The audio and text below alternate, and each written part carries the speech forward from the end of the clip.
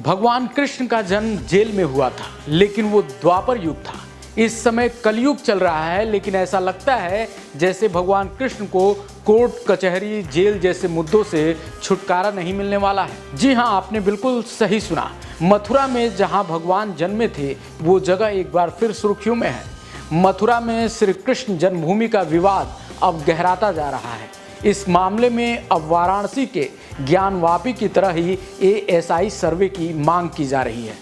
क्या कुछ है ये पूरा मामला और क्यों शाही ईदगाह या श्री कृष्ण की जन्मभूमि स्थल के रूप में ये लड़ाई इतनी लंबी चली, पूरा मामला आपको चलिए विस्तार से बताते हैं। दरअसल दोस्तों, ये पूरी लड़ाई इस बात को लेकर है कि ये जगह शाही ईदगाह है या फिर कृष्ण जन्मभूमि स्थल।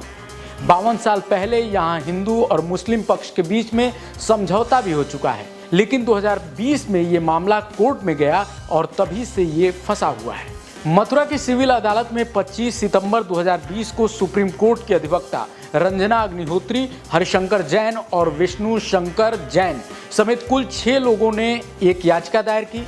ये याचिका इन्होंने श्री कृष्ण विराजमान की वाद सखी बनकर दायर की थी। याचिका में 4 अहम तर्क दिए गए।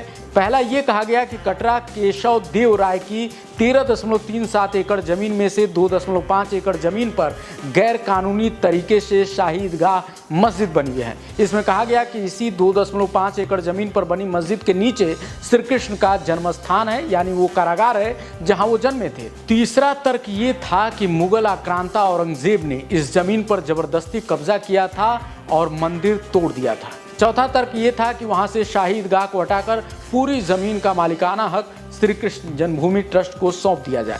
30 सितंबर 2020 को सिविल कोर्ट ने इस याचिका को खारिज कर दिया। कोर्ट ने कहा कि भक्त होने के आधार पर श्री कृष्ण की तरफ से याचिका दायर करने की अनुमति नहीं दी जा सकती है, लेकिन 16 अक्टूबर 2020 को जिला अदालत ने यह याचिका स्वीकार कर ली। जिला जज ने सिविल अदालत से इस केस पर सुनवाई करने के निर्देश दिए। अब इसके बाद 23 मार्च 2022 को मुस्लिम पक्ष के वकील ने दावा किया कि 1991 के प्लेसेस ऑफ वर्शिप एक्ट के तहत यहां से ईदगाह को नहीं हटाया जा सकता है। अगली सुनवाई जब 26 मार्च 2022 को हुई तो हिंदू पक्ष ने कहा कि वर्शिप एक्ट 1991 मथुरा विवाद पर लागू नहीं होता है। उनकी तरफ से तर्क दिया गया कि जो समझौता हुआ था वो जन्मभूमि सेवा संघ और मस्जिद कमेटी के बीच हुआ था। जमीन का मालिकाना हक तो जन्मभूमि सेवा संस्थान के पास अभी भी है, इसलिए वो समझौता निराधार था। 26 अप्रैल 2022 को हिंदू पक्ष ने ईदगाह की वीडियोग्राफी और सर्वे कराए जाने की मांग की। जिला कोर्ट में जब ये मामला हल नहीं हुआ तो अप्रैल 2023 में हाई कोर्ट पहुंचा। मई की पहली तारीख को मथुरा विवाद में इलाहाबाद हाई कोर्ट ने बड़ा फैसला सुनाया। जस्टिस प्रकाश पाडिया ने मथुरा जिला जज को दोनों पक्ष को नए सिरे से सुनकर सिविल वाद को तय करने का निर्देश दे दिया। इसी बीच हिंदू और मुस्लिम पक्ष दोनों सुप्रीम कोर्ट पहुंच गए। हिंदू पक्ष ने सुप्रीम कोर्ट में कैवियट याचिका दाखिल की। ये याचिका इलाहाबाद हाई कोर्ट के उस फैसले पर दाखिल की गई थी जिसमें उसने कहा था कि 26 मई को कृष्ण जन्मभूमि के सभी मामलों को अपने पास ट्रांसफर करने का फैसला किया था। हिंदू पक्ष की कैवियट याचिका के बाद 12 जुलाई को मुस्लिम पक्ष ने भी सुप्रीम कोर्ट का रुख किया था।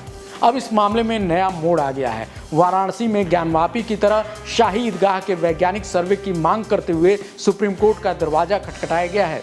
श्री कृष्ण जन्मभूमि मुक्ति निर्माण ट्रस्ट ने सुप्रीम कोर्ट में एक विशेष याचिका दायर की है। इसमें वैज्ञानिक सर्वे की मांग की है। अब ये देखना दिलचस्प होगा कि क्या सुप्रीम कोर्ट इस मामले में जिस तरह से ज्ञानवापी में सर्वे चल रहा है उस तरह के सर्वे की को लेकर कोई आदेश देता है या नहीं। जो भी अपडेट होगा उसको लेकर हम होंगे हाजिर। आप देखते रहिए लाइव यूपी न्यूज़ 24। नमस्कार।